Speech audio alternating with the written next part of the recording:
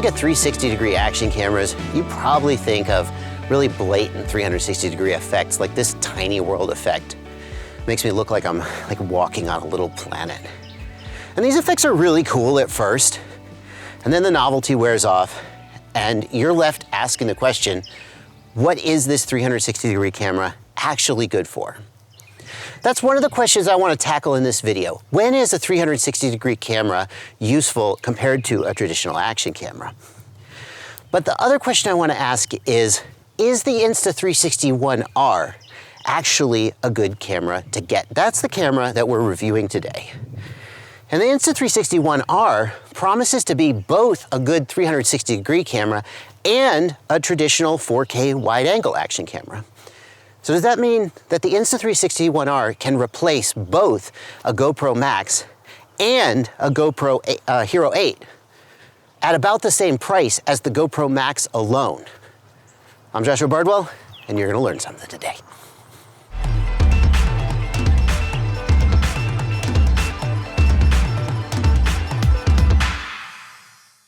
Let's start with what is probably the killer feature of the Insta360 One R. It's modularity. So it looks like any other action camera, but you just move this little switch here and the battery comes off. And then the lens module, they call them mods because fewer syllables are cooler. The lens module separates from the sort of control module with the screen and the SD card, and then you can put them back together any way you want. And that lets you turn it into what might be the ultimate selfie cam, because you just flip the screen around and then you can just hold it up and you can actually see how you're framing yourself. GoPro, you got to buy an external screen to make that happen, or you use your phone, I guess, but it doesn't work really well. But the Insta360 really comes into its own when you consider that it's got not just the 4K wide angle mod, but also this 360 mod. Now, one of the principles of my channel is that I try not to make too many assumptions about what you do and don't already know. And if you already know a whole lot of things about 360 cams, then some of this is going to be a little basic. But when I first got this, I had no exposure to 360 cams before, and there were some really fundamental things that I didn't understand about how they work and what makes them so freaking powerful. So I want to show you real quick. Some of you guys are about to get your mind blown.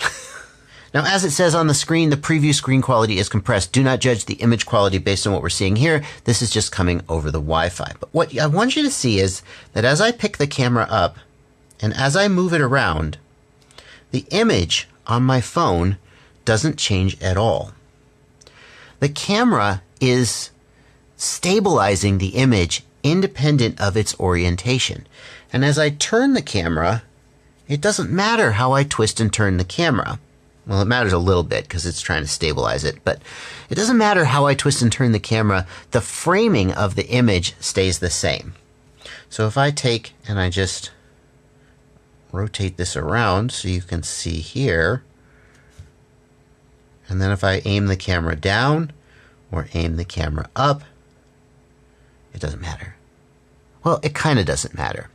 You see, with 360 cams, there's a thing called the seam line, and the seam line is this area right here. You can actually see I've got it framed perfectly.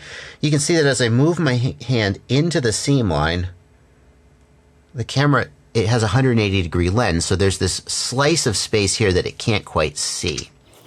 And that's the secret of the so-called invisible selfie stick. People think the invisible selfie stick is like a proprietary image processing technology invented by Insta360, where it like digitally erases the selfie stick from the image. It's not. All the invisible selfie stick is you make the selfie stick come straight out the bottom of the camera, and then it's hidden within the seam line. But there are some limitations. This shot that we're doing right now is working fine because I'm holding the selfie stick out at arm's length and the camera has a clear line of sight to my face.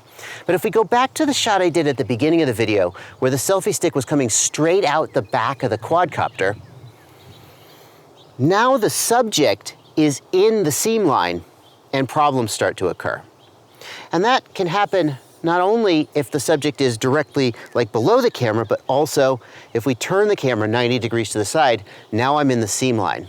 And when I'm further away from the camera, it probably kind of works, but the closer I get to the camera, the more of me is within the seam line, and I can only imagine that this is a horrifying shot. So sometimes you're gonna need to just tilt that camera at an angle. For whatever reason, the invisible selfie stick isn't gonna apply anymore.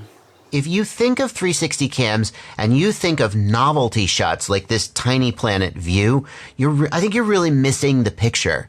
The power of the 360 cam is that it lets you reframe in arbitrary ways after the fact, rather than locking yourself into a certain framing at the time that you shoot. And that really opens up a lot of creative possibilities for you as a creator, so the director, a filmmaker, whatever you want to call it. It opens up a lot of creative possibilities. And the next thing I want to talk about in this comparison is the workflow between these two cameras. And that's going to surprise some people because you might be thinking, we got to get into the video comparison and see how quality. After using both of these cameras for about a month now, I actually think the image quality is not the thing that is going to make the decision for you about which one of these is the right one to buy. And the first thing that's going to differentiate the GoPro Max from the Insta360 One R is that the Insta360 One R does all its editing over the Wi-Fi connection. You do not have to download the images to the phone in order to edit them. And that's kind of a big freaking deal because these files are enormous. If they're 360 files, they're 5.7K resolution times 2 because there's 2 sensors, and that fills up your phone's storage really freaking fast. And it takes time to download them. So that's pretty nice. So the first thing I'm going to do is I'm going to pick the aspect ratio that I want for this video. I'm in 9:16 right now. I can go to 16:9. I can go to 1:1 for Instagram, and I can go to this 2.35 to 1 for ultra cinematic. I'm going to pick 16:9 widescreen. And I can drag the camera wherever I want to put it to aim, and it'll just sort of stay there when I start the playback. Just stay aimed in that same location. Now, if I tap this icon here, I have the choice of various options. One of them is flow state stabilization. And when flow state stabilization is on, the image is really stabilized. When it's off, then as you move the camera, the image will just move around. Let's just see what happens if I turn flow state stabilization off. Let's aim the camera in a given direction and down at the dogs. Okay, and play. So this is without stabilization. And you can see as I move the camera, it's kind of jiggling around. But also, as I move the camera, it is moving with me. That thing I showed you earlier, where if I move the camera, the image stays exactly where it was, locked, that's not happening when I turn off the flow state stabilization. So then it's just kind of framing just like a traditional action cam, but with the option to reframe as I see fit. Now, some of the time I've found what works the best is to turn direction lock on and just aim the camera and treat it like a traditional action cam. Other time you're going to edit after the fact using what are called keyframes. So maybe like right here, I want to point the camera down at my dog as he runs past my legs, and I will add a keyframe there. And then as we play forward, right, he's going to run out of frame. Right here, he runs past me and runs out of frame. So I'm going to move the camera here, point it at him, and then add another keyframe. And if we then play that back, what you'll see, the camera will just track between those 2 points. And you can just sort of swing the virtual camera around the 360-degree space arbitrarily using the keyframes.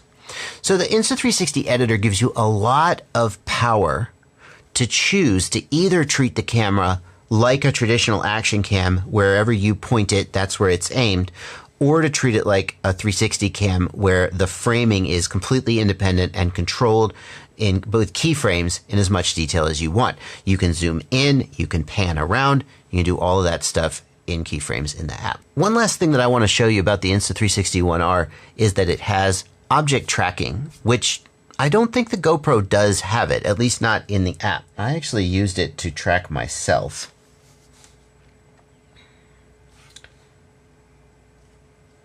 It actually worked pretty well at that because I'm always pretty central in the frame, and it means that even as I move the camera around, it's doing a pretty decent job of keeping the camera pointed at me.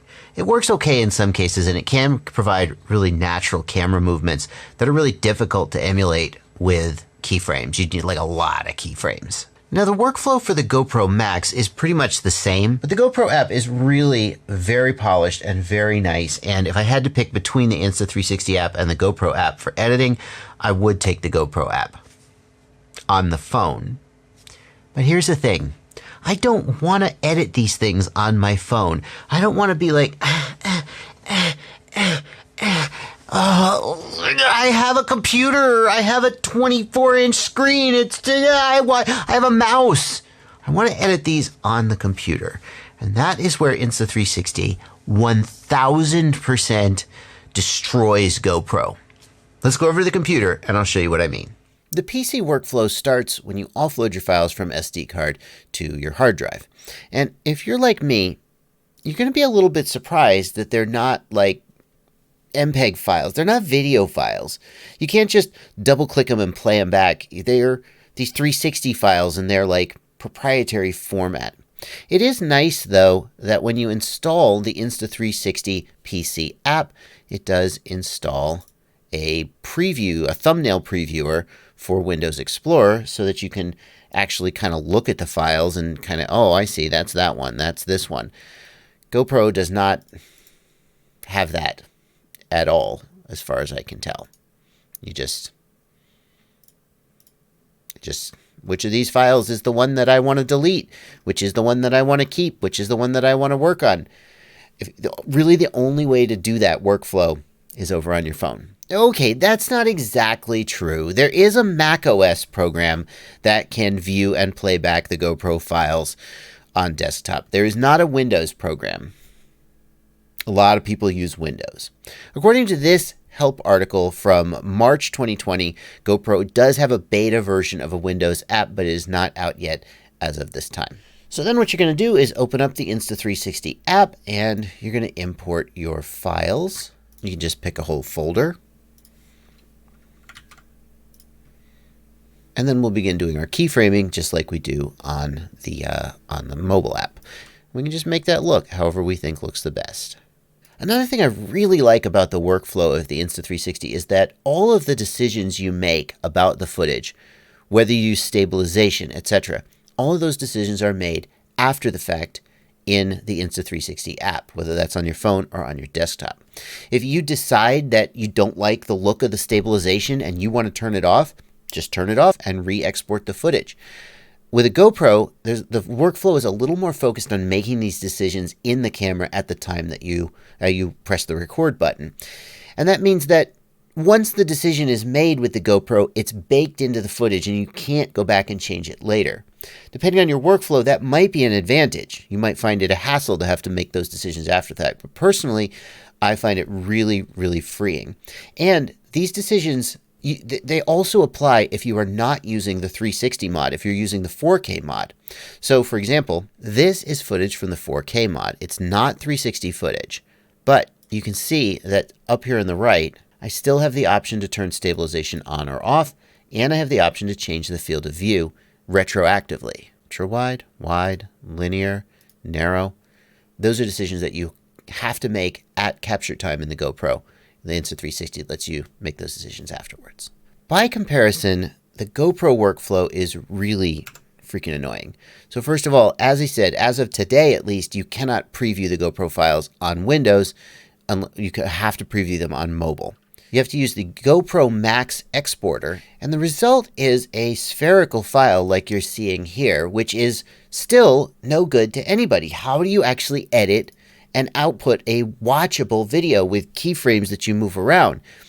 The answer is Adobe Premiere or DaVinci Resolve or some other editor.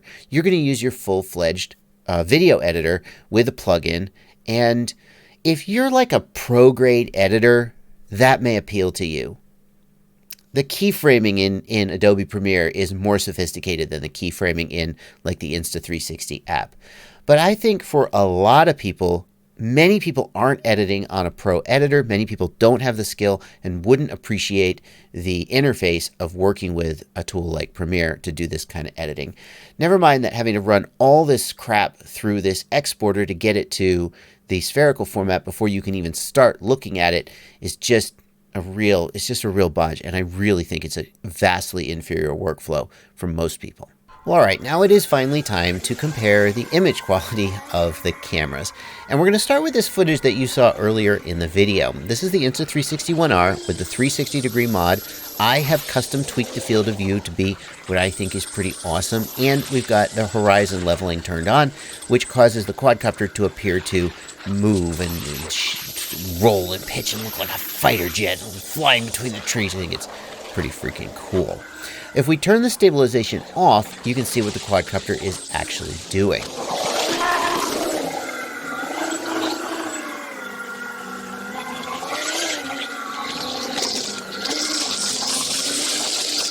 The audio that you're hearing is from the Insta360 One R with its wind noise reduction feature turned on. I think it's not terrible, but it's not as good as the GoPro, which we'll hear in a minute. I should note that there is a little bit of high-pitched whistling. Just the way that the microphone was placed, the wind was hitting it just right, and it makes that. I've left that whistling in, even though it's probably giving some of you a headache right now, because I wanted you to know that that's just a thing that happened. So it didn't happen on every flight, but it did happen on this one. Now here's the GoPro Max. Same setup, different flight. I tried my best to match the field of view and so forth, but obviously it's not exactly the same because it's two different interfaces, two different cameras. We do have horizon leveling turned on here, and both the GoPro Max and the Insta360 both do a pretty freaking good job with the stabilization. I think it really speaks for itself. We'll have a dedicated shaky cam stabilization test in just a minute.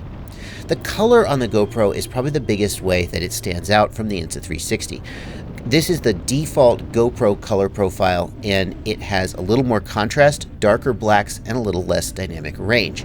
Compare that to the Insta360, and I think you'll see that it has a little bit more dynamic range and a little less contrast. Of course, in the GoPro, you can set it to color profile GoPro flat, and if you intended to do any like pro color grading in post or apply any LUTs, that's definitely what you would do.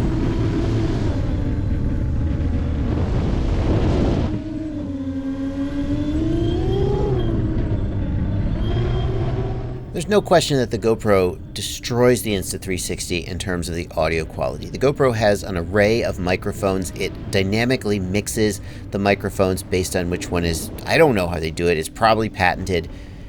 It's just amazing. There's only pleasant wind noise. The sound of the motors comes through. This is an area where GoPro has always excelled, and I have yet to see anybody beat them on it. One thing you're not going to see me do is switch back and forth between the stabilized and the unstabilized version of the GoPro footage, because unlike the Insta360, GoPro makes you turn the stabilization on or off at the time that you record. Insta360 applies the stabilization in the app, and that means you have the choice to turn it on or off and render and switch back and forth as you like. Now here's some footage from the 4K mod. This is 1080p 60 output from the 4K mod in the ultra-wide field of view. There are narrower field of view, but I think for FPV flying at least, ultra-wide is the one you want. Any narrower and it just looks too claustrophobic. Of course, if you want to go wider than that, you can go to the 360 mod, and I'll give you a chance to compare this to GoPro Hero 8 Super View in just a minute. The results here are about the same as the 360 in terms of the color profile and the exposure, just a little better resolution. And that makes sense. This is 4K being concentrated over a narrower field of view, as opposed to 5.7K being spread out across a whole 180-degree field of view. The Insta360 also has a high dynamic range option, and here is what that looks like. I don't know if I like this better or worse than the standard one. It's got an interesting look to it. It kind of feels like it's trying to be a flat color profile, but it's not really a flat color profile, and I don't know if it would be particularly good for color grading. Anyway, there it is. Like, there's no shadows. Like, all the shadows are gone. It really does feel like it's high dynamic range, but like not in the awesome way that makes you go, ooh, high dynamic range. Just in kind of a weird way. The Insta360 One R also supports 2.7K and 4K recording, and I think it looks pretty decent in 4K, although I'm not sure how much you can tell with fast motion. And then, for some reason, it froze up in the middle of this recording and stopped recording, which only happened the one time, but it sure was annoying. Now here's the GoPro Hero 8. outputting 1080p 60 in super view resolution, which I think is what most FPV footage is going to use. Hypersmooth is turned on, but not Hypersmooth Boost, because Hypersmooth Boost can't be used with Super View at the same time. So you could get a little more stabilization out of the GoPro than this if you were shooting in wide field of view.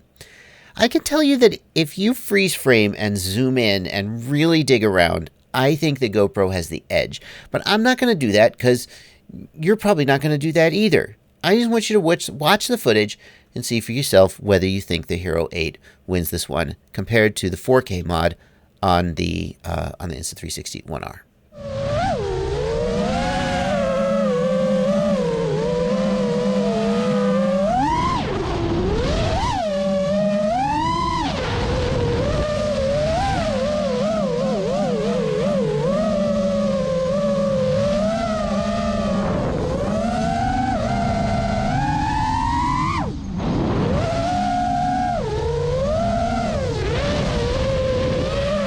And finally, just for comparison, here's some 4K footage from the GoPro Hero 8.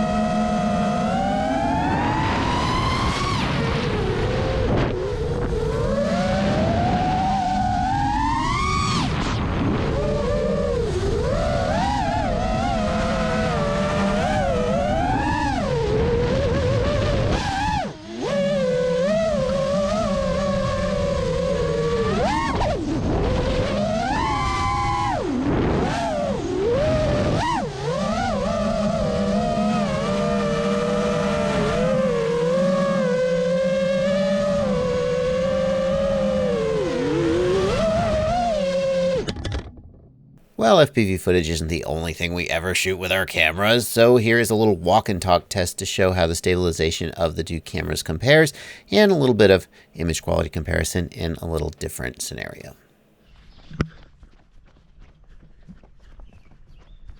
I need to kind of want to hold them out further.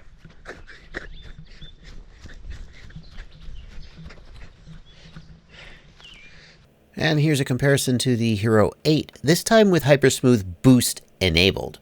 Because I guess if you're doing vloggy stuff, you might not use Super View, you might use wide field of view.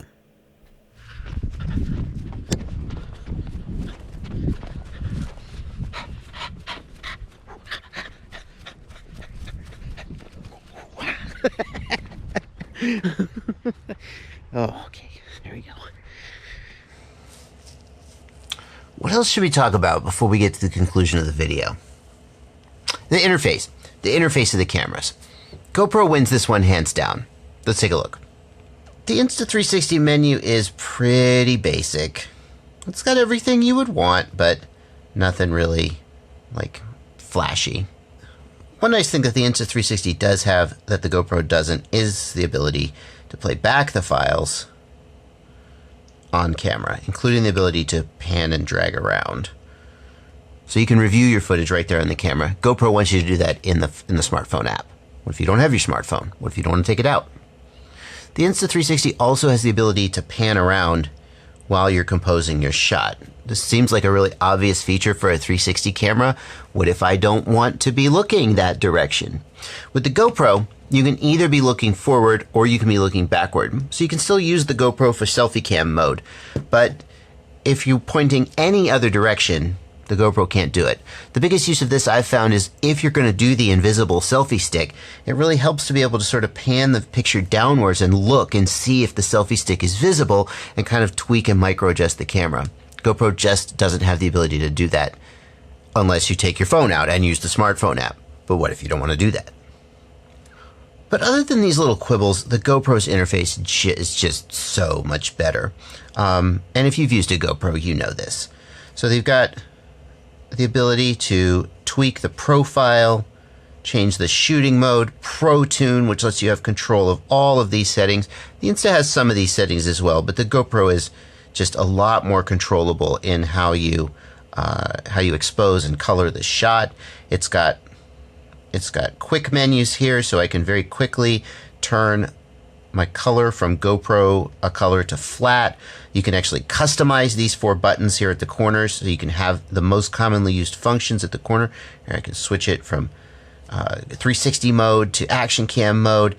It's just a much better interface all around. So that brings us to the end of the video, and as always the question, which one should you get? And I think for a lot of people, the Insta360 One R is going to be the answer. Because for a price of about $480, you get the Insta360 One R with the 4K mod and the 360-degree mod. The GoPro Max by itself is $500. It's basically like getting a free action camera. There's no question that if what you want is a 4K action camera and you've got a $400 or $500 budget, the GoPro Hero 8 is just blows these guys away in terms of image quality, in terms of just everything. But if what you want is a 360 camera, the Insta360, in my opinion, it more than holds its own in terms of image quality and capabilities. The workflow of the Insta360 is vastly superior to the GoPro workflow. Unless you are just a high-end pro, unless you want to be working in Premiere, unless you are going to take advantage of ProTune and all the things that the GoPro can give you to control the quality of your image, at the very highest level, the GoPro Max is going to have a workflow and capabilities that suit. But for a hobbyist or even an enthusiast, I think the Insta360 is the one to pick. And there's no question in my mind that the Insta360 is the one that I have most enjoyed working with in the month that I've been using these cameras and getting ready to make this video. Every time I sit down with it, it's just so easy to work with. You just go out, you take the shot, you open the Insta360 Studio, you frame the shot, you export, and you're good to go. The GoPro workflow is just more cumbersome and less easy to use. So, Insta360 One R, good job, Insta360. I really did not actually expect this to be the outcome. I'm a huge GoPro fan. I expected GoPro to walk away with this one. I expected to say something like, Insta360 is okay if you don't have the money to get a GoPro, but gosh, GoPro is so much better. But I really feel like for almost everybody who's shopping for a 360 cam, the Insta360 takes this one. And you get a 4K wide angle for basically free. And let's not forget, there is also a 1-inch sensor mod with a Leica lens. Is that how you say that word? I even talked about that. A 1-inch sensor with a Leica lens to get additional depth of field and low light sensitivity. Yeah, that's something too. So, Insta360 One R. Link in the video description if you decide you want to get it. It's an affiliate link. It's one of the ways I support the channel. This video took a ton of work. I'm really proud of this video, but it took a ton of work. And if you want to help, you can click that link and go buy the camera, and then I get a small commission, and that sure does help. Thank you so much for watching, you guys. What do you think? Would you take the Insta360 One R, or would you take the GoPro Max? Or would you take some other camera? Because there's other 360 cams out there that are smaller and lighter, but I felt like this was a pretty fair matchup. Let me know in the comments. I know you will. I can't wait to read your comments. Thank you so much for watching. Happy flying.